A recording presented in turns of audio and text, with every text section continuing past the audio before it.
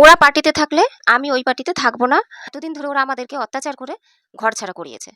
তো এই যে কথাগুলো বলেছে তার জন্যই ওনাকে কি খুন হতে হলো? তো আসল ঘটনা চলো ওনার মেয়ের মুখ থেকে আমরা শুনে নিই। সঙ্গে সঙ্গে ঘিরে নিয়ে চাপড় দিয়ে আগে আমার বাবার মাথায় মেরেছে, মাথায় যে মেরেছে বাবার সঙ্গে সঙ্গে ওখানে ঢলে পড়ে গেছে। তারপর চাপড় দিয়ে রড দিয়ে যেরকম পেরেছে সেরকম আমার বাবাকে মেরেছে। কতজন ছিল? ওখানে 20-25 জন মতন ছিল। এবার যাদের বিজেপি কর্মী যে কজনকে ডেকে নিয়ে এসেছিল তারা ভয়তে সবাই পালিয়ে চলে গেছে। বিজেপিতে ঢুকতে বাধা দিচ্ছিল। বাধা দিয়েছিল আমার বাবা বলছে যদি ওরা পার্টিতে থাকে আমি থাকবো না। ওরা এতদিন আমাদের উপর এত অত্যাচার করে আমাদের ঘর ছাড়া করেছে।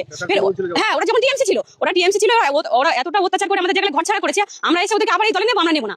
আমরা ওই দলে যদি ওরা থাকে আমি থাকবো না। সেই জন্যই আমার বাবাকে আরো আগে পরে সবাই মিলে খুন করেছে।